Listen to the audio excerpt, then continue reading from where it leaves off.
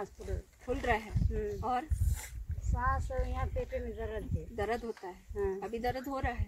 हाँ, हल्का हल्का हो रहा है, ऊपर चढ़ता है सांस से। अच्छा, बोलो मेरे पीछे पीछे, परमेश्वर पिता मैं पापी हूँ, मैं पापी हूँ, मेरे पापों को यीशु के लहू से धो दीजिए, मेरे जीवन में आइए, मुझे छुटकारा दीजिए, यीशु के नाम से मांगती हूँ, आमीन।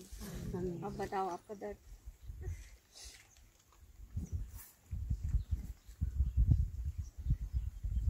खोज रही हो दर्द ठीक हुआ? हाँ, अभी नहीं आता है, उसे छुए से दर्द आता है। कौन काम कर रहा है? कौन काम कर रहा है? यीशु मसीह है, इसलिए काम कर रहा है। कि हमने तो हाथ नहीं रखा, हमने कुछ नहीं किया, उसने प्रार्थना की अपने जीवन के लिए और प्रभु ने उसके जीवन की पुकार को क्या कर लिया? सुन लिया। तो यीशु ऐसे काम करता है। ठीक है, समझ में आया? हालेलुया। बैठ जाइए। अभी इन दिनों आप सुन रहे होगे, बहुत सारे YouTube में वचन सुनाई देते हैं कि अंत के समय में क्या क्या होने जा रहा है। ये सब चीजें पूरी हो रही हैं। सुन रहे हैं YouTube में, है ना, कि लड़ाइयों की चर्चा होगी, ढूंढोल आएगा, है ना। जो चीजें हो रही हैं सृष्टि में, सृष्टि का ये प्रमाण हो रहा है कि यीशु मसीह आने वाला है। ठीक है, तो जब इस वर्ष के लिए मैं प्रार्थना कर रही थी तो प्रभु ने एक चीज मुझे दिखाया। मैंने अपने जीवन के लिए उससे मांगा, परमेश्वर से, कि प्रभु मेरे जीवन के लिए दिखाइए कि मैं आपकी तैयारी कैसे करूं। आप आ रहे हो, ठीक है, तो मुझे कैसे तैयार होना है ये मुझे सिखाओ, क्योंकि सब ये बोल रहे हैं कि ऐसा होने वाला है, पर कोई ये नहीं बता रहा कि कैसे हम तैयार हों कि यीशु मसीह के द्वितीय आगमन की तैयारी हमारे जीवन में हो। ठीक है, क्यों जानते हैं? क्योंकि प्रकाशित वाक्य उसका 22 अध्याय, प्रकाशित वाक्य उसका 22 अध्याय,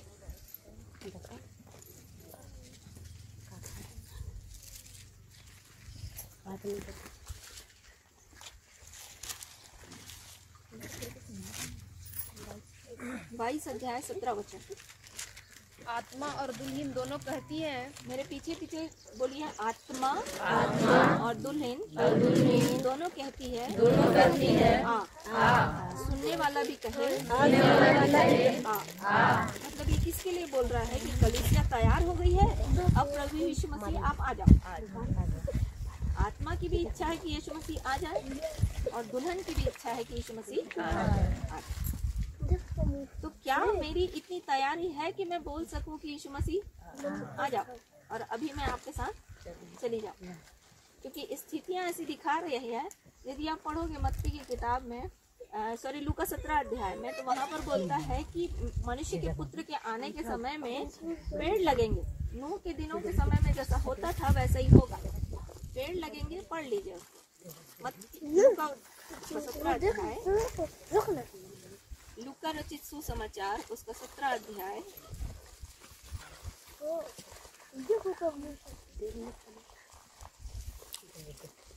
26, 27, 28 पढ़ो।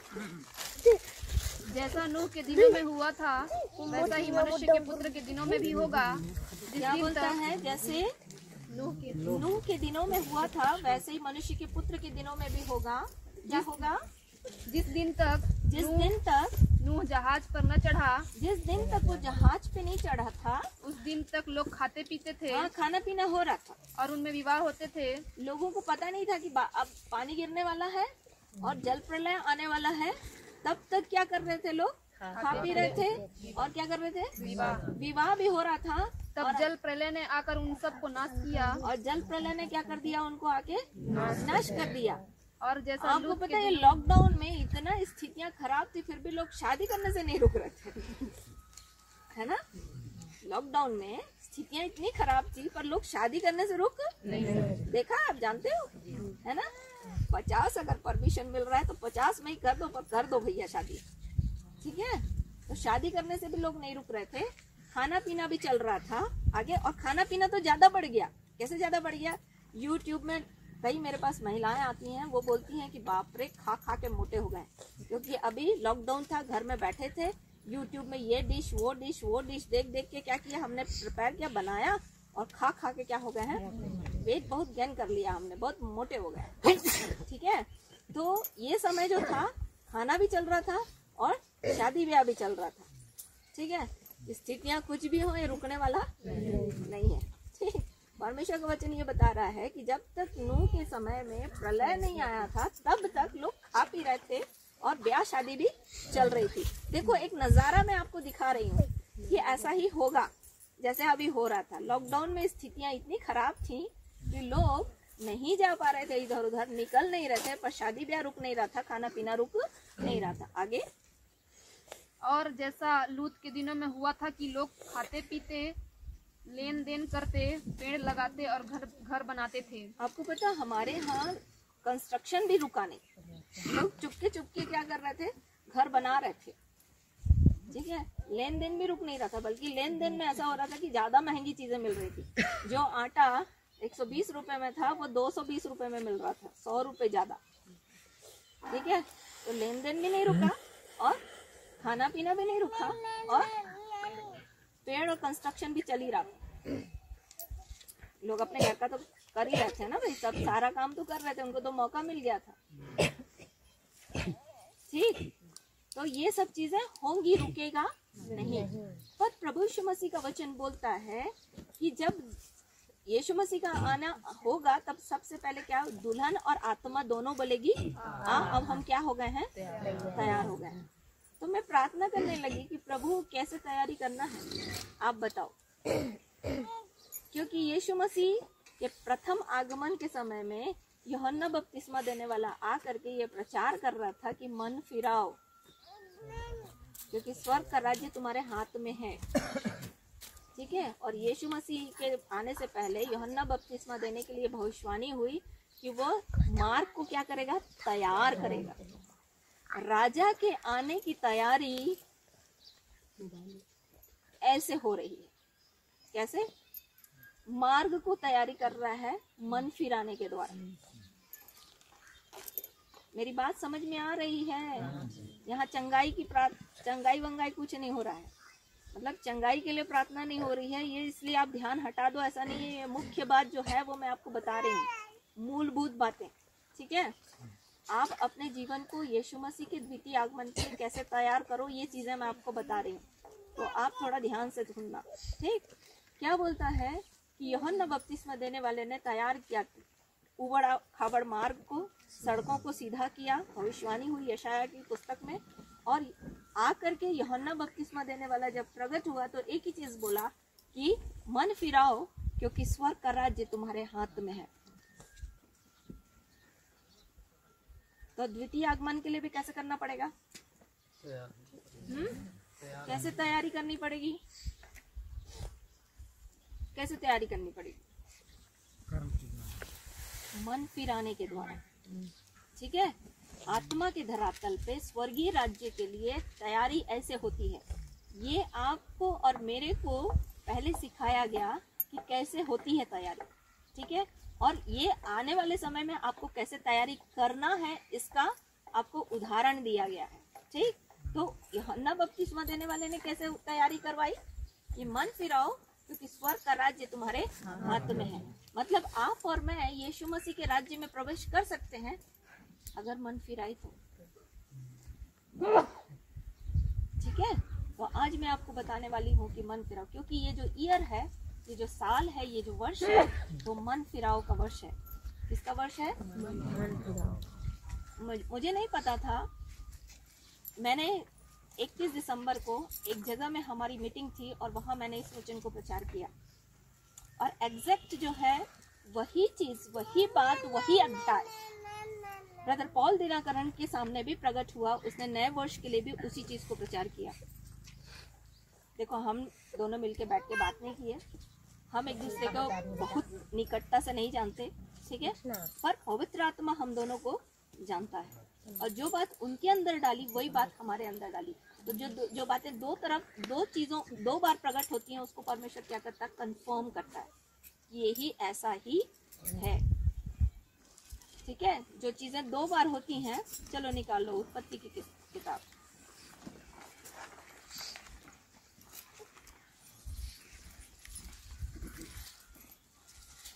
जब यूसुफ फिरौन के सामने में ये बात दिखा रहा था कि स्वप्न ऐसा ऐसा तूने देखा है, उत्पत्ति की किताब उसका 31 अध्याय 32 और 33 पद पढ़ना, 32 पद पढ़ना। उत्पत्ति की किताब उसका 41 अध्याय 32 पद, 41 20 32। और फिरौन ने जो यह स्वप्न 2 बार देखा है, इसका भेद यही है कि यह बात परमेश्वर की ओर से नियुक्त हो चुकी अगर है। 2 बार किसी चीज का कंफर्मेशन हो रहा है, इसका मतलब ये परमेश्वर की ओर से है और अति शीघ्र इसको पूरा करने जा रहा है परमेश्वर। ठीक है, तो ये वर्ष जो है वो किसका वर्ष है? मन फिराव का वर्ष है, तैयारी का वर्ष है, प्रभु के आने की तैयारी का वर्ष है। तो सवाल ये उठता है कि हम और आप कैसे तैयार होंगे कि हम कह सकें कि प्रभु यीशु अब हमको लेने के लिए, हम बादलों पे जाने के लिए एकदम तैयार हैं। ठीक है,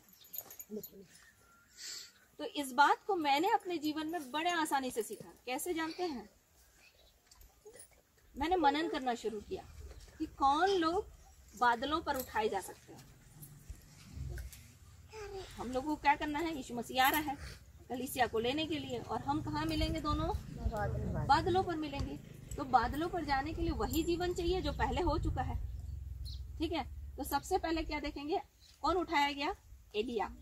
सबसे पहले हनोक उठाया गया। ठीक है, हनोक क्यों उठाया गया? हनोक क्यों उठाया गया? उत्पत्ति उसका 5 अध्याय। ठीक, वहां पर हनोक की चर्चा है। उत्पत्ति उसका 5 अध्याय 21 और 22 पद पढ़ो। 23 24 21 22 23 24। जब हनोक 65 वर्ष का हुआ, तब उससे मतुसेलह का जन्म हुआ। मतुसेलह के जन्म के पश्चात हनोक 300 वर्ष तक परमेश्वर के साथ साथ चलता रहा, और उसके और भी बेटे बेटियां उत्पन्न हुई। इस प्रकार हनोक की कुल आयु 365 वर्ष की हुई। हनोक परमेश्वर के साथ साथ चलता था, फिर वह लोप हो गया क्योंकि परमेश्वर ने उसे उठा लिया। क्या कर दिया? परमेश्वर ने उसको उठा लिया। बादलों पर जाने के लिए ये गुण तो आपके पास चाहिए, मेरे पास चाहिए। ठीक है, तो हनोक का मतलब होता है डेडिकेशन, समर्पित रहना। उसके नाम का अर्थ है समर्पित।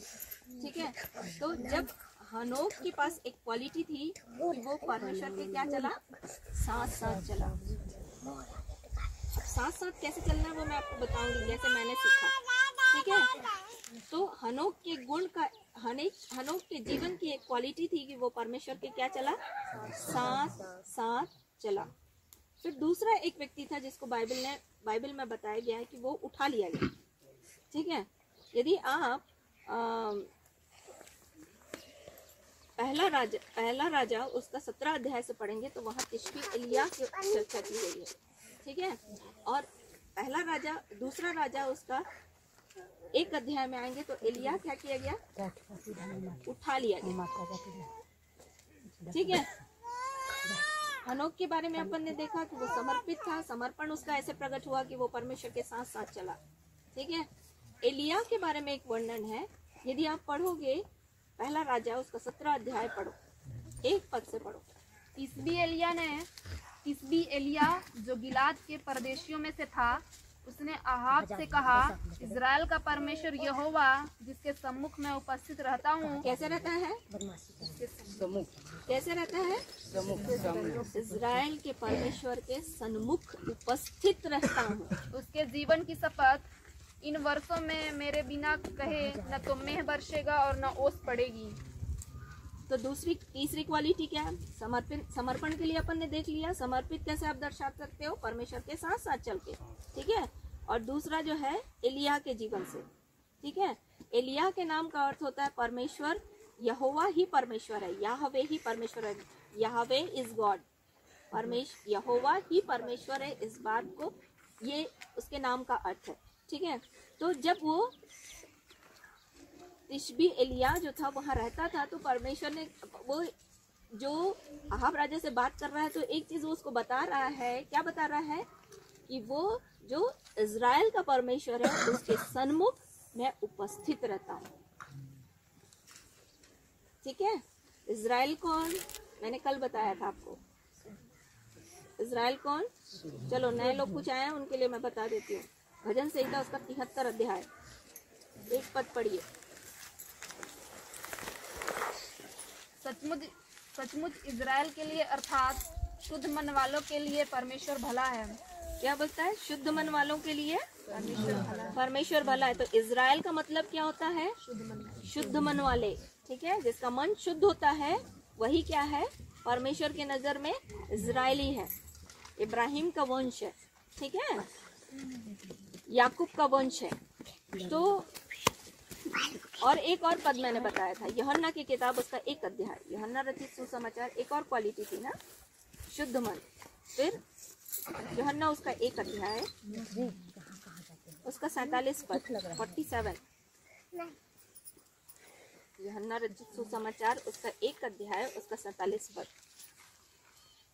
यीशु ने नतनएल को अपनी ओर आते देखकर उसके विषय में कहा, देखो यह सचमुच इज़राइली है, इसमें कपट नहीं। क्या नहीं चाहिए? कपट। जो कपट नहीं रखता है ना, वही क्या है परमेश्वर के नजर में? इज़राइल।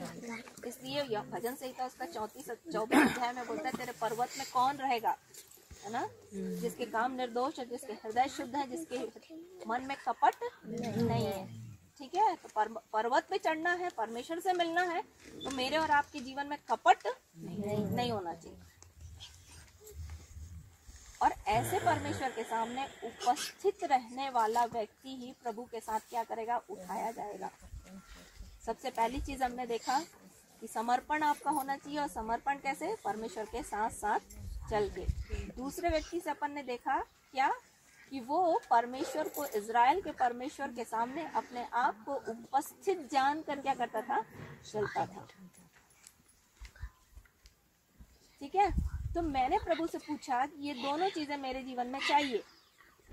बहुत सारा काम है, बहुत सारी व्यस्तता है भाई, घर का काम करना पड़ता है, बाहर का काम करना पड़ता है। इन सब स्थितियों में मैं परमेश्वर को अपने सन्मुख जानकर कैसे चल सकती हूँ, या परमेश्वर के साथ साथ मैं कैसे चल सकती हूँ? इसके लिए तो मुझे तैयारी करनी पड़ेगी ना, क्योंकि मुझे यीशु मसीह लेने आ रहा है। तो मेरे मन की तैयारी कैसे प्रकट होगी? इस बात को प्रभु ने मुझे भजन यूहन्ना लूका उसका 15 अध्याय से एक छोटा सा वर्णन है जिसको आपने सुना है, उसको मैं आपके सामने रखूंगी। लूका उसका 15 अध्याय। उड़ाऊ पुत्र के बारे में सुना है ना? उड़ाऊ पुत्र के बारे में क्या जानते हैं आप? यूहन्ना उसका 15 अध्याय, लूका उसका 15 अध्याय 11 पद से। फिर उसने कहा, किसी मनुष्य के 2 पुत्र थे। उनमें से छोटे ने पिता से कहा, हे पिता, संपत्ति में से जो भाग मेरा हो वह मुझे दे दीजिए। उसने उनको अपनी संपत्ति बांट दी। बहुत दिन न बीते थे कि छोटा पुत्र सब कुछ इकट्ठा करके दूर देश को चला गया और वहाँ कुकर्म में अपनी संपत्ति उड़ा दी। जब वह सब कुछ खर्च कर चुका तो उस देश में बड़ा अकाल पड़ा और वह कंगाल हो गया। इसलिए वह उस देश के निवासियों में से एक के यहाँ जा पड़ा। उसने उससे अपने खेतों में सुअर चराने के लिए भेजा और वह चाहता था कि उन फलियों से जिन्हें सुअर खाते थे अपना पेट भरे, और उसे कोई कुछ नहीं देता था। जब वह अपने आपे में आया तब कहने लगा, मेरे पिता के कितने ही मजदूरों को भोजन से अधिक रोटी मिलती है। अपने पिता के पास गया, बोला मेरा जो संपत्ति का भाग है वो मुझे दे दे, या बंटवारा कर दे। और फिर उसके पिता ने सहर्ष उसको क्या कर दिया? सब चीजें दे दी। और इसने क्या किया? जाके उसको उड़ा दिया, बर्बाद कर दिया जो पिता ने दिया था। ठीक है, और जब सब कुछ खत्म हो गया और उस देश में अकाल पड़ा तो क्या किया वो? तब उसको पिताजी याद आने लगा। ठीक है, और जब याद आने लगा तो क्या किया? क्या बोला?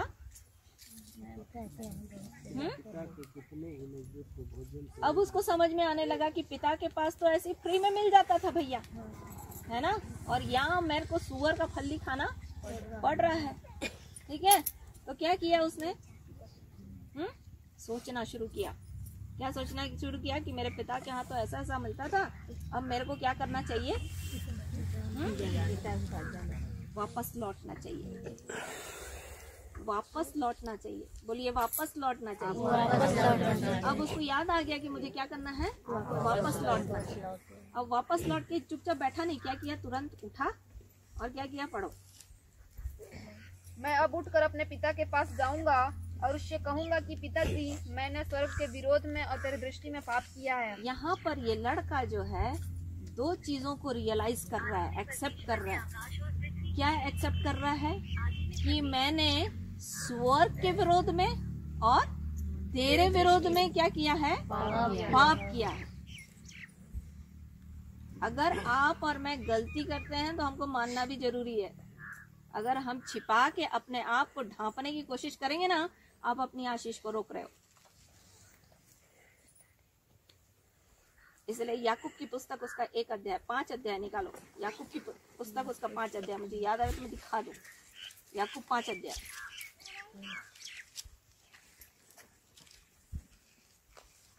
16 पद। इसलिए तुम आपस में एक दूसरे के सामने अपने अपने पापों को मान लो। क्या कर रहे हो, यदि गलती कर रहे तो भैया मान लो एक दूसरे के सामने। और यदि आपने गलती किया है तो एक दूसरे के सामने क्या कर लो, मान लो। तब क्या होगा, हम लोग क्या करते हैं, अपने आप को बहुत सही साबित करने की कोशिश करते हैं।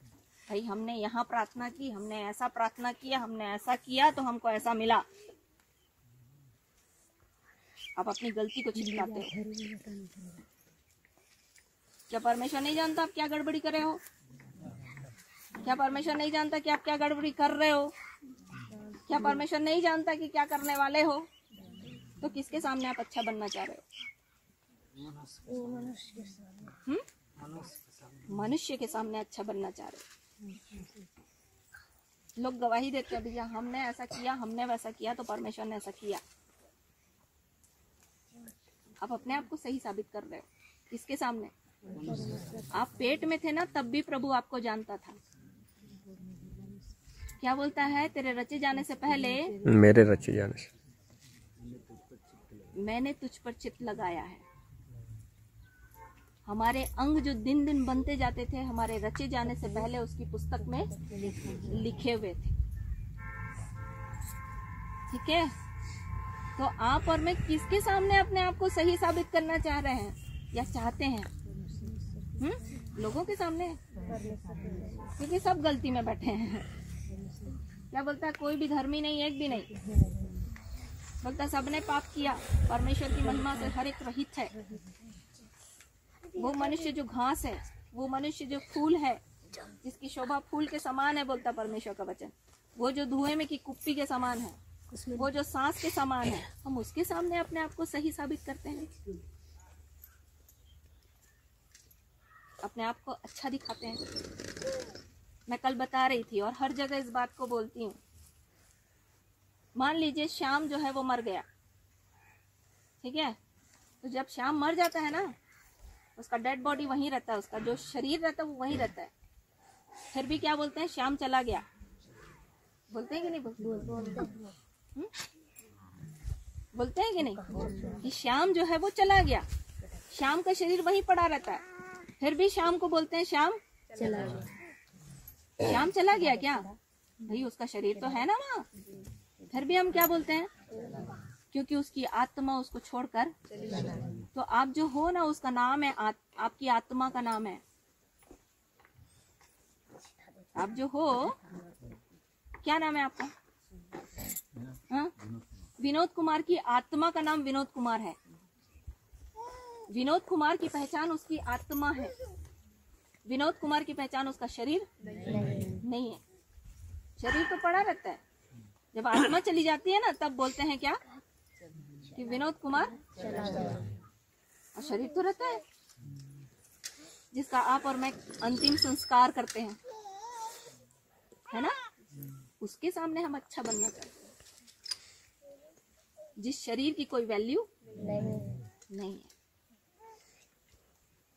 उसके सामने हम अपने आप को सही साबित करने की कोशिश करते हैं। अपने आप में झांक के देखिए, क्योंकि यहाँ पर ये व्यक्ति था, ये लड़का था, इसने परमेश्वर के विरोध में और मनुष्य के विरोध में दोनों में गलती करी। ये रियलाइज किया, ये एक्सेप्ट किया कि भैया जो गलती हम करते हैं ना, वो दो जगह से गलती करते हैं। किसकी जगह से?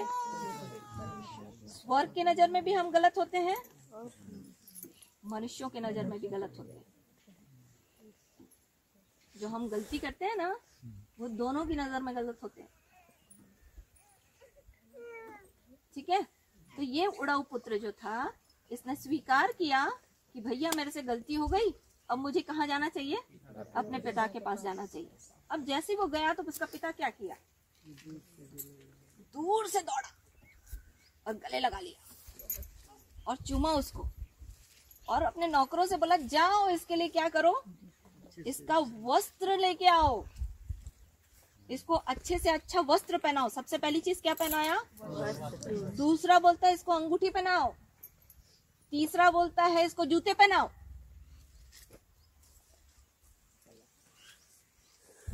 और तब पार्टी मनाओ। पहले क्या किया? पहले कपड़ा चेंज किया, फिर उसको अंगूठी पहनाया, फिर उसको क्या किया? जूता पहनाया। ये सब ऐसा ही नहीं लिखा है यहाँ पर, ठीक है। तो एक व्यक्ति जब इस बात को स्वीकार करता है, ठीक है, कि मेरे से गलती हुई है, अब दौड़ता है, इसके पास लौटता है पिता के पास, तो पिता तुरंत स्वीकार करने के लिए तैयार है। एक बात जान लीजिए, जब हम लोगों के सामने अच्छा बनते हैं तो परमेश्वर आपके लिए कुछ नहीं करेगा, पर जब आप परमेश्वर के सामने अपनी गलती को मान लेंगे तो आने वाले समय में परमेश्वर आपके लिए दौड़ के काम करने को तैयार है। यीशु मसीह के लिए बोलता है कि वो बुद्धि में, डिलडौल में और परमेश्वर के अनुग्रह और मनुष्यों के अनुग्रह में क्या करता गया? बढ़ता गया। मतलब मनुष्यों के भी अनुग्रह में आप बढ़ते हो और परमेश्वर के अनुग्रह में भी बढ़ते हो, ठीक है। तो जब उसका पिता दौड़ा और उसको क्या बोला? कपड़ा दे दो, अंगूठी दे दो और क्या दे दो? जूते पहना दो। तो सबसे पहला एक व्यक्ति का मन फिराव के बारे में हम सीख रहे हैं ना। हमको लौट के तो पिता के पास, तो लौटते कैसे हैं? अब दिन भर में, मैं दिन भर में बहुत सारे काम करती हूँ, ठीक है, और जिस समय पवित्र आत्मा मेरे को दिखाता है कि मुझे वचन बोलना है, ठीक है, मैं काम कर रही हूँ, झाड़ू कर रही हूँ, पोछा कर रही हूँ, बर्तन कर रही हूँ, कपड़ा धो रही हूँ, या आप अपने ड्यूटी में हो, ठीक है, या आप कहीं रास्ते में हो, कहीं पर भी हो, जिस समय पवित्र आत्मा आपको याद दिला रहा है, तुरंत आप वचन बोलो, तुरंत आप प्रार्थना करो, या चलते फिरते आत्मा में प्रार्थना करो, आत्मा में, बुद्धि में प्रार्थना करो, वचन बोलो। आप क्या हो रहे हो? वहां से आपका मन हट करके किस में लग रहा है? परमेश्वर की ओर। आप शरीर में थे, अब वहां से तुरंत इमीडिएटली कहाँ आ गया आपका मन? परमेश्वर के वचन। यही है मन फिराव और यही है प्रभु के साथ चलना, यही है प्रभु को उपस्थित जानकर उसके सन्मुख चलना। कि हो सकता है आप कहीं भी, किसी भी दशा में हो, कोई भी काम कर रहे हो, पर जब पवित्र आत्मा आपको बोलता है कि नहीं बेटी, तेरे को अभी क्या करना है? परमेश्वर का वचन बोलना है, आपको सब काम छोड़ करके क्या बोलना पड़ेगा? परमेश्वर के वचन को, क्योंकि परमेश्वर की उपस्थिति में आनंद की भरपूरी है। अभी हम लोग सुबह बात कर रहे थे, आत्मा से देह की क्रियाओं को मारोगे तो क्या होगे? जीवित रहोगे। तो जब आत्मा, शरीर काम कर रहा है पर आत्मा आपको घुमा करके लेके आ रहा है परमेश्वर के पास, तो इमीडिएटली आपको क्या करना है? शरीर को मार करके आत्मा की ओर मन लगाना है। और ये एक दिन नहीं होगा, इसका हैबिचुअल होना पड़ेगा आपको, इसका आपको आदत बनाना पड़ेगा। मुझे आदत बनाना, मैं कर रही हूँ, और यही है मन फिराव। तो क्या फायदा होता है मैं आपको बता रही हूँ। पिता क्या किया? जब बेटा लौटा तो पिता क्या किया? दौड़ा। आपको बता, जो लोग परमेश्वर के विरोध में काम करते थे और मनुष्यों के विरोध में काम करते थे ना, तो उनको पथरवाह किया जाता था। क्या किया जाता था? पुराने समय में पथरवाह किया जाता था। यदि आप निकालोगे लय लय व्यवस्था की पुस्तक, उसका 24 अध्याय, उसका 16 पद। लय व्यवस्था की पुस्तक, उसका 24 अध्याय, उसका 16 पद। जल्दी जल्दी खोलोगे तो अपन जल्दी से खत्म करेंगे इसको। यहोवा के नाम की निंदा करने वाला निश्चय मार डाला जाए। क्या बोल रहा है? जो परमेश्वर की निंदा करेगा, परमेश्वर के विरोध में काम करेगा, उसको क्या करना है? मार डालना है करके व्यवस्था थी। क्या, कैसे मारना है? आगे बोलता है पत्थरवा करके मार डालना है। ठीक है। उसके बाद व्यवस्था विवरण उसका 21 अध्याय, व्यवस्था विवरण उसका 21 अध्याय 18 वचन।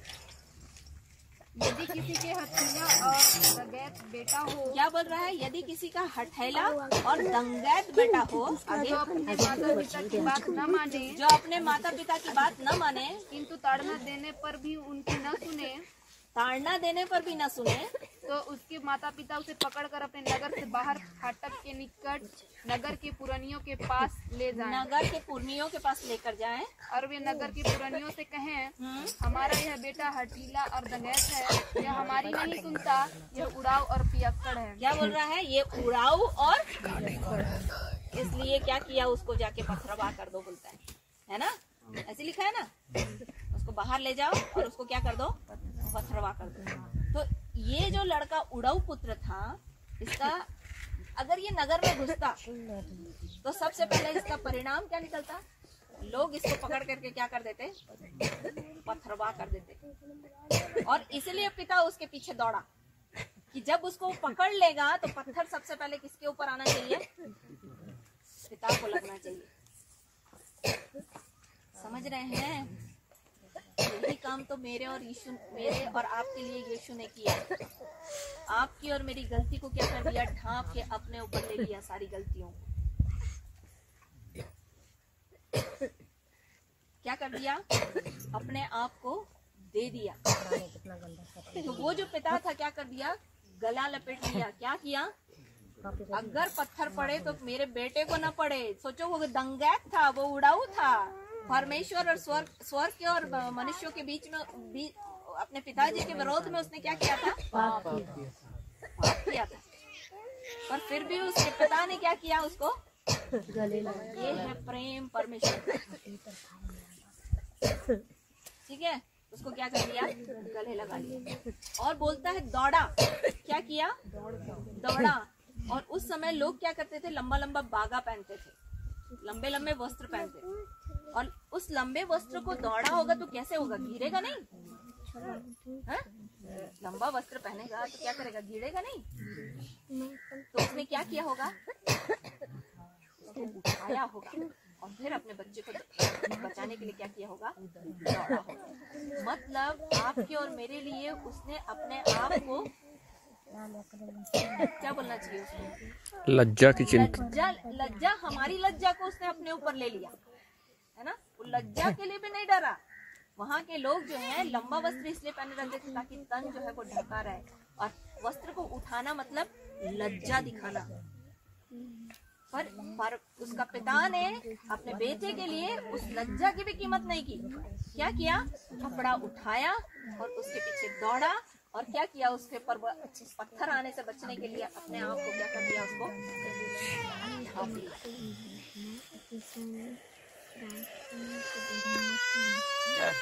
यही काम यीशु मसीह ने मेरे और आपके लिए किया। अपने आप को क्या कर दिया? दे दिया। इतना अपने आप को दे दिया कि अपने आप को लज्जित कर दिया उसने। अब इतना शून्य बना दिया, है ना? यदि आप फिलिपियों की पत्री उसका 2 अध्याय 5 पद से बोलोगे तो वो बोलता है वो परमेश्वर के स्वरूप में होकर भी परमेश्वर के तुल्य होने को अपने वश में रखने की वस्तु नहीं समझा। अपने आप को शून्य कर दिया, दास का स्वरूप धारण किया, मनुष्य की समानता में हो गया, मनुष्य के रूप में प्रकट होकर अपने आप को दीन किया। यहाँ तक दीन किया कि मृत्यु, हाँ, क्रूस की मृत्यु भी क्या कर ली? सह ली। इसलिए परमेश्वर ने उसे अति महान किया। अब यहाँ पर बेटे को महानता मिल रही है। कैसे? उसके वस्त्र को क्या कर दिया? वो जो गंदे वस्त्र थे उसको बोलता है इसको उतारो और क्या करो? अच्छे से अच्छा इसके लिए क्या लेके आ रहा हो? वस्त्र लेकर आओ। आपको पता वस्त्र क्या है? निकालिए प्रकाशित वाक्य उसका 19 अध्याय।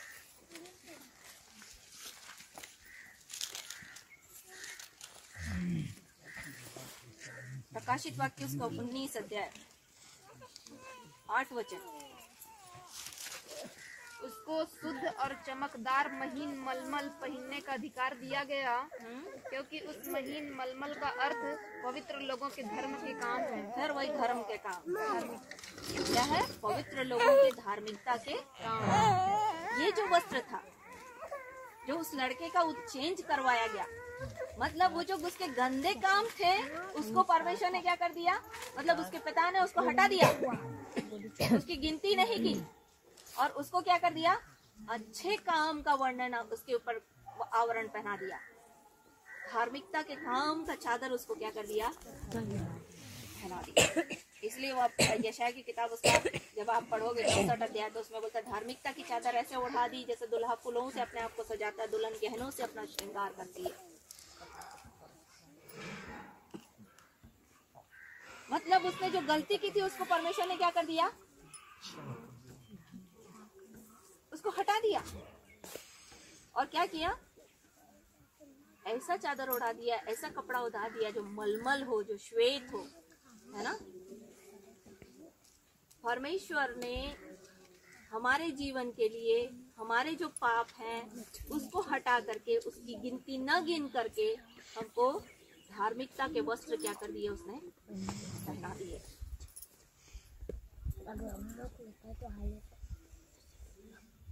यदि आप जकरिया की पुस्तक पढ़ोगे वहां पर 4 अध्याय में जो दोष लगाने वाला था, वो 3 अध्याय में दोष लगाता है कौन, शैतान। तो यहोशू महायाजक के वस्त्र गंदे थे, तो परमेश्वर दूत से बोलता है कि इसके वस्त्र को उतार, इसको अच्छा वस्त्र, साफ सुथरा वस्त्र, मलमल वस्त्र दे, इसको पहना, ठीक है। तो परमेश्वर जो है हमारे गंदे कामों को हटा करके हमें धार्मिकता के वस्त्र को क्या कर देता है, जो आपने पाप गलती की है, जो गलत किया उसको क्या कर देता है, सही में तब्दील कर देता है कि नहीं भैया अब ये क्या करेगा, अच्छा काम करेगा, इसके कपड़ों को क्या कर दो, सफेद कर दो। दूसरा चीज क्या करता है, अंगूठी पहनाता है। क्या करता है, अंगूठी। अंगूठी जो है वो अधिकार को दर्शाता है। किसको दर्शाता है, अधिकार को। मैं ज्यादा समय न लेते हुए आपको बताऊंगी, यदि आप एस्तर की पुस्तक पढ़ोगे ना तो वहां पर हामान जो है मोर्दकै के खिलाफ खड़ा हुआ, और मोर्दकै के खिलाफ खड़े होने के लिए, राजा के खिलाफ, यहूदियों के खिलाफ खड़ा होने के लिए उसने राजा से बोला कि भैया अपनी अंगूठी दे दे, ताकि मैं एक ऐसा अध्यादेश जारी करूं जिसके द्वारा क्या हो कि यहूदियों को लोग मारे और उन्हें लूटें। और जब आप 10 अध्याय आओगे तो वहां पर क्या हुआ, मोर्दकै ने और एस्तर ने भी अंगूठी मांगी सर्च राजा से, ताकि वो जो नियम कानून बनाया था उसको क्या कर दे, पलट दे। तो ये जो अंगूठी है वो अधिकार को दर्शाता है, ठीक है। यीशु मसीह ने चेलों को बुलाया और क्या किया, उनको अधिकार दिया कि बीमारों को चंगा करें, दुष्टात्माओं को निकालें, अशुद्ध शक्तियों पर क्या करें, ताकत रखें। तो जब एक व्यक्ति मन फिराता है, जब एक व्यक्ति अपने पिता के पास लौटता है तो उसको क्या मिलता है, वस्त्र मिलता है। फिर क्या मिलता है, अंगूठी मिलती है। फिर उसके बाद मिलता है उसको जूता, और जूता जो है वो सुसमाचार की तैयारी के जूते पहनाता है। ये अब सेवा का अधिकार एक व्यक्ति के जीवन में मिलता है, काम सौंपता है परमेश्वर, ठीक है। सबसे पहले क्या है, यदि आप इफिसियों की पुस्तक उसका 6 अध्याय 10 पद से आगे पढ़ोगे तो उसमें 7 हथियार दिए हुए हैं। उसमें से एक हथियार है कि मेल के सुसमाचार की तैयारी के जूते पहना, ठीक है। तो परमेश्वर हमको कैसा जूता पहनाता है, मेल का, कि भैया उसी को बोलता है ना, राजदूत बनाया है, ताकि हम बहुतों से कह सके कि परमेश्वर से क्या कर लो, मेल कर लो। चलो निकाल लो, उसको पढ़ लो। दूसरा कुरिन्थी उसका 3 अध्याय।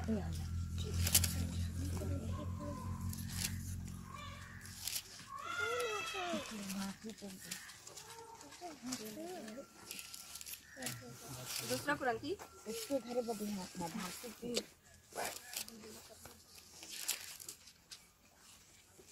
5:20 पढ़िए। 5 अध्याय उसका 20 पद। इसलिए हम मसीह के राजदूत हैं, मानो परमेश्वर हमारे द्वारा विनती कर रहा है। हम मसीह की ओर से निवेदन करते हैं कि परमेश्वर के साथ मेल मिलाप कर लो। हम मसीह की ओर से निवेदन करते हैं कि परमेश्वर से क्या कर लो, मेल कर। मतलब अब पहले आपको अच्छे काम देता है करने के लिए, आपको और मेरे को अच्छे काम करना है। फिर अच्छे कामों के द्वारा हमारे पास अधिकार आता है। अधिकार आने के बाद हम दूसरों से कह सकते हैं कि परमेश्वर से क्या कर लो, मेल कर लो। और आगे बोलता है उसका पिताजी कि मेरा ये पुत्र मर गया था, अब क्या है, जीवित है। तो अगर जीवन पाना है तो उसका ये एक स्ट्रक्चर है, ये एक संरचना है, प्रक्रिया, सबसे पहले फिरना है, प्रक्रिया है, ये प्रक्रिया है कि पहले मन फिराना है, जहाँ संसार और शरीर में लग गए हैं वहां से हमको फिरना है, ताकि फिर करके हम कहाँ जाए, हमारे पास ये वस्त्र आए, अधिकार आए और हम दूसरों को परमेश्वर से मेल करा दें। तब पिता जो है वो हमारे लिए दौड़ के आएगा, कब, जब हम मन फिराएंगे। इसीलिए वहां पर यूहन्ना बपतिस्मा देने बोलता है कि मन फिराओ क्योंकि स्वर्ग का राज्य तुम्हारे। स्वर्ग का राज्य क्या है, वहां पर अधिकार है, वहां पर धार्मिकता के वस्त्र हैं, वहां पर क्या है, लोगों के साथ संगति करके आपको मुकुट मिलने वाला है ना। लोगों को जब आप परमेश्वर के राज्य में लाएंगे तो क्या होगा, मुकुट मिलने वाला है। उसको एक बहुत अच्छा वचन है, प्रकाशित वाक्य, एक बात परमेश्वर का वचन बोलता है, प्रकाशित वाक्य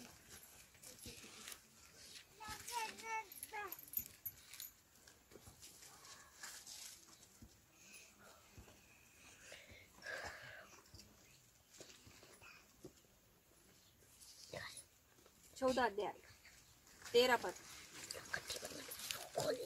फिर मैंने स्वर्ग से यह शब्द सुना, लिख, जो मृतक प्रभु में मरते हैं वे अब से धन्य हैं। क्या बोलता है, जो लोग प्रभु में मरते हैं वो अब से धन्य हैं। आत्मा कहता है, आत्मा कहता है, हाँ, क्योंकि वे अपने सारे परिश्रम से विश्राम पाएंगे। वो अपने सारे परिश्रम से विश्राम पाएंगे और उनके कार्य उनके साथ हो लेते हैं। कौन कौन जाता है, हमारा जो परिश्रम है ना वो सब यहीं का यहीं रह जाएगा।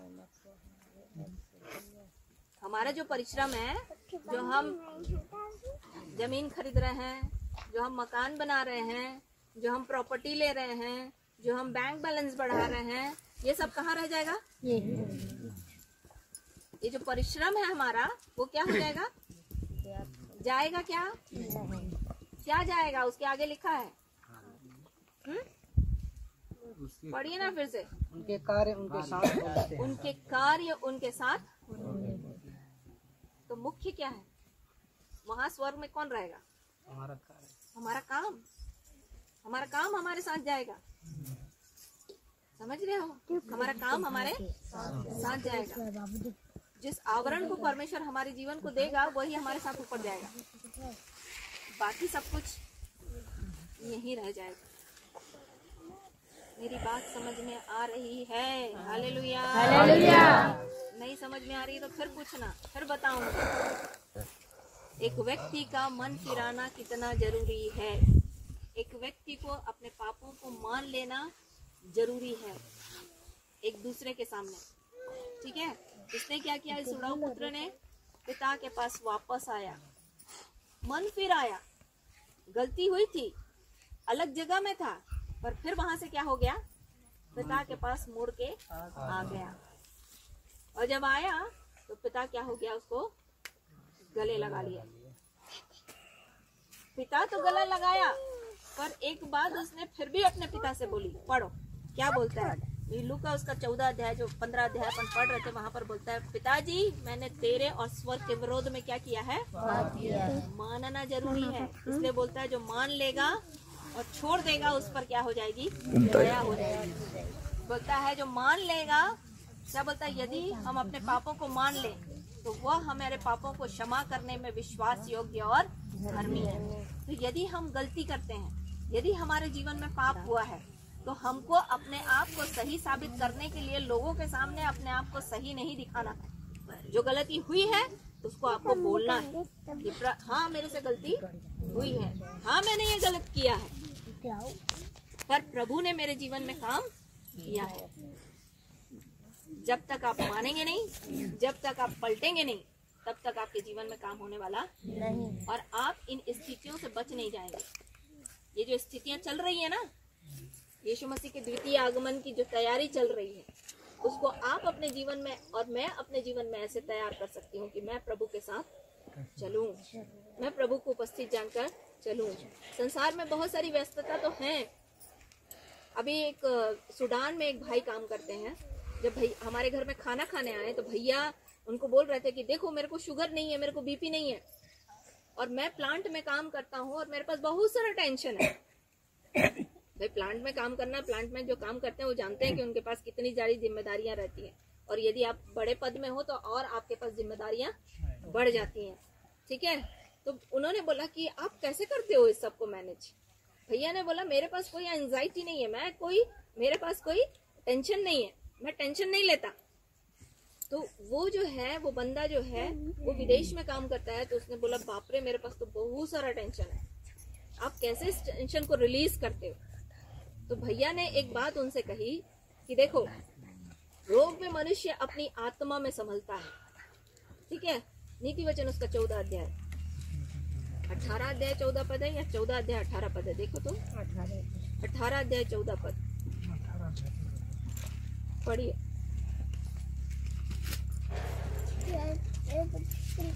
रोग में मनुष्य अपनी आत्मा से संभलता है। क्या बोलता है? जब रोग में मनुष्य अपनी आत्मा में क्या करता है? संभलता। यदि संभलना है तो कैसे करना पड़ेगा? आपको आत्मा में आना पड़ेगा। रोग से बचना है तो आपको किस पर आना पड़ेगा?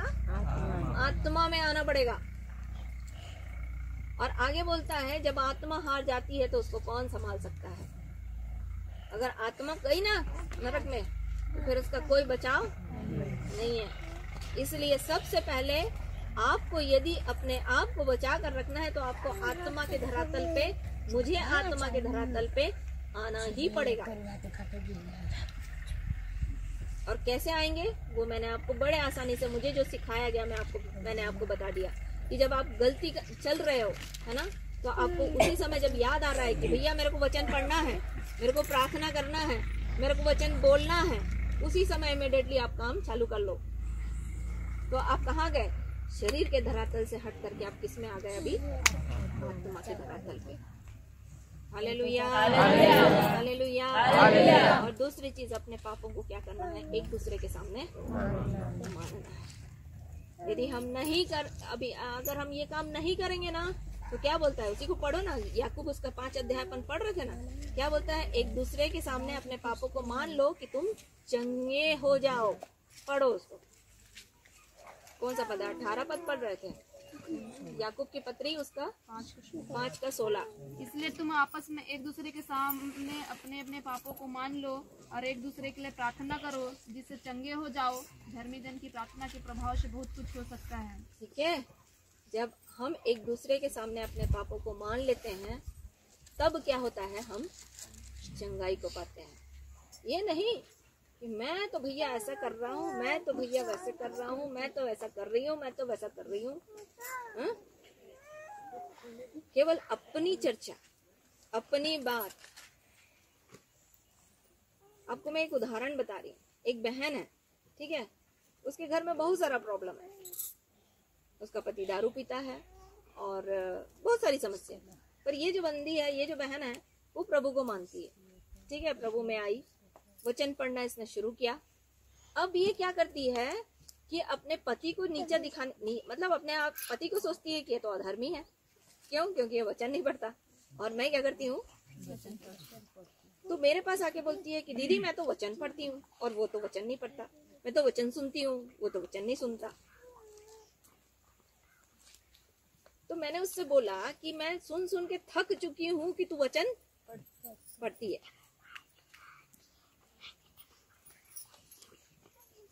और वचन याद नहीं है। ठीक है, वचन पढ़ती है। अपनी धार्मिकता को प्रकट करने के लिए वो बार बार ये बताती है कि मैं वचन पढ़ती हूँ, मैं प्रार्थना करती हूँ, मैं वो उपवास करती हूँ, ये बता रही है वो। मैंने उससे बोला, मैं एक दिन बैठ करके सोचने लगी कि प्रभु मैं क्या नहीं करती? आपको क्या लगता है मैं नहीं पढ़ती होंगी वचन? तो मैं तो नहीं प्रचार करती, तो मैं कितना वचन पढ़ती हूँ? आप मेरे फल से पहचानते हो कि मैं वचन पढ़ती हूँ कि नहीं। कौन सा फल? आत्माओं के फल, प्रेम, आनंद, मेल, धीरज, कृपा, भलाई, विश्वास, योग्यता, नम्रता और संयम। आपके फल से आपको लोग पहचाने, ना कि आपके बताने से लोग आपको जाने। आपके फल से लोग आपको पहचाने, ना कि आपके बताने से लोग आपको। आप गवाही भी देते हो तो आप परमेश्वर की महिमा करो, ना कि अपनी महिमा। कि कितना उपवास करते हो, कितना प्रार्थना करते हो और कितना वचन पढ़ते हो। किसको महिमा मिलनी चाहिए? किसको महिमा मिलनी चाहिए? किसको महिमा मिलनी चाहिए? यीशु को महिमा मिलनी चाहिए, परमेश्वर को महिमा मिलनी चाहिए। समझ में आया? ये वर्ष मन फिराव का वर्ष है, और इस वर्ष में मेरे और आपको ये तैयार होना है कि प्रभु यीशु आ, अब हम तैयार हैं। इस तैयारी को आप कैसे कर सकते हैं? मैं कैसे कर सकती हूँ? उस उड़ाऊ पुत्र के जीवन से हमने देखा कि हमको मन फिराना है। जैसे यूहन्ना बपतिस्मा देने वाले ने और यीशु मसीह ने इस बात का प्रचार किया कि मन फिराओ क्योंकि स्वर्ग का राज्य तुम्हारे हाथ में है, वैसे ही हमको और मेरे को और आपको क्या करना है? मन फिराने के द्वारा प्रभु के द्वितीय आगमन की तैयारी करना है। और ये तैयारी आप और मैं बड़े सरलता से कर सकते हैं, जैसे एलिया ने किया, परमेश्वर को अपने सन्मुख जानकर चला। जैसे हनोक ने किया, प्रभु के साथ साथ चलकर किया। ठीक है? तो जब आप और मैं, जहाँ हमारा मन संसार की चीजों में लगता है, वहां से कुछ क्षण के लिए तो हम किसके हाथ में आ जाएं? क्योंकि रोग में मनुष्य अपनी आत्मा में क्या करता है? संभलता है। जब आत्मा हार जाती है तो कौन उसको बचा सकता है, बोलता है। ठीक है? तो जब आप वहां से मन हटा करके इधर आएंगे तो आप रोग से बचेंगे, टेंशन नहीं होगी। ठीक है? आज जवान बच्चों के बीच में इतना ये प्रॉब्लम है, न केवल जवान, छोटे छोटे बच्चों के जीवन में भी इतना टेंशन है, इतना टेंशन है, इतना टेंशन है। बहुत बेचारे परेशान हैं। पढ़ाई का लोड, जवान होते होते नौकरी का लोड, पैसे कमाने का लोड, माँ बाप एक अलग लोड दे देते हैं, शादी कर लो भैया, है ना। अभी कल तो बता रही थी कि बड़ा हो रहा है भैया, तू शादी कर, तेरा खाना कौन बना के देगा? तो उसका बेटा बोला भैया तुम ही शादी कर लो। अभी तो मैं घर बनाऊंगा तब शादी करूंगा। शादी करने का लोड, शादी को संभालने का लोड। ठीक है? स्त्री है तो अपने परिवार का लोड, अपने जीवन का लोड, ठीक है, अपने काम का लोड। पुरुष है तो उसकी कमाई का लोड, सब तरफ का लोड है, लोड ही लोड है कि नहीं? तो इससे आप कैसे बच सकते हो? आत्मा में मन फिराकर, आत्मा की ओर मन फिराकर, और अपने पापों को एक दूसरे से मानकर। क्योंकि आप और मैं जब वहां जाएंगे तो वहां कुछ नहीं जाने वाला, आपका बैंक बैलेंस नहीं जाने वाला, आपका और मेरा घर नहीं जाने वाला, आपकी और मेरी प्रॉपर्टी नहीं जाने वाली, केवल जाने वाला है आपके और मेरे काम। ठीक है? और ये जो हूँ वो मेरी आत्मा का नाम है। मेरा शरीर एक चोला है, बोलते हैं, चोला उतर गया तो कब सब खत्म। ठीक है? तो हमको और आप, मेरे को और आपको आज के दिन प्रभु सहायता करें कि हम इस वर्ष में मन फिराव की तैयारी में लग जाएं और ये कहें कि प्रभु यीशु अब हम क्या है, अब नो प्रॉब्लम प्रभु, आ जाओ। अब भी आओगे तो हम अभी जाएंगे कहाँ? बादलों पर आपके साथ, क्योंकि वही चीज जाएगी। मैं और आप जाने वाले, मतलब मेरा शरीर जाने वाला नहीं है, मेरी आत्मा क्या होगी? जाएगी। कैसे जाती है? मैंने आपको दिखा दिया कि अगर श्याम मरा हुआ है तो उसकी आत्मा जाती है, श्याम का शरीर तो नहीं पड़ा रहता है। उसका आप अग्नि संस्कार करते हो, जो भी संस्कार करते हो आप करते हो, केवल शरीर का। आत्मा तो चली गई टाटा बाय बाय कर, ठीक है। तो प्रभु आपकी और मेरी सहायता करे। आइए खड़े हो जाए। विषय तो बहुत सारे थे, मैं तो बोली थी झगड़ा के बारे में बताऊंगी थोड़ा कि झगड़ा क्यों होता है। चलो थोड़ा सा अपन देखेंगे, थोड़ा सा प्रार्थना कर लेते हैं। स्वर्ग और पृथ्वी के राजा यीशु के नाम में जो बातें हमने सीखी वो यीशु के नाम में हमारे भले मन में संभाली जाएगी प्रभु, इसलिए हम आपका धन्यवाद करते हैं। इस वर्ष हम अपनी आत्मा में तैयार हो जाएंगे प्रभु, ताकि हम इस बात को कहेंगे कि प्रभु यीशु आप किसी भी समय आ जाओ, अब हम तैयार हैं, हम आपके साथ जाने के लिए तैयार हैं। इसलिए यीशु के नाम प्रभु इन सब प्रियों को मैं आपके अनुग्रह और आपके अनुग्रही वचन के हाथ में सौंप देती हूँ, जो सब पवित्र लोगों के साथ मिरास में इनकी उन्नति कर सकता है। प्रभु इनके भले मन में ये बात निरंतर स्मरण रहे मेरे और आप इनके जीवन में प्रभु कि हम आत्मा के धरातल पे जिए। आप आत्मा है और अवश्य है कि उसके भजन कीर्तन करने वाले आत्मा और सच्चाई से करें। तो प्रभु आप आत्मा और सच्चाई से आराधक ढूंढ रहे हैं, इसलिए यीशु के नाम में प्रभु हमारा मन केवल आपकी ओर लगा रहे, हमारा हृदय केवल आपकी बातों की ओर लगा रहे। यदि हम शरीर में जीते भी हैं, यद्यपि हम शरीर में जीते हैं, शरीर पर चलते हैं, तो भी हम शरीर के अनुसार लड़ाई नहीं करते, क्योंकि हमारे लड़ाई के हथियार तो आत्मा के हैं। प्रभु आत्मा के धरातल पे हमारी सहायता करें। सारा आदर सारी महिमा हम अपने जीवन से आपको देते हैं, यीशु के नाम में मांगते हैं, आमीन। आमीन। Hallelujah, hallelujah, hallelujah, hallelujah. बैठ जाइए।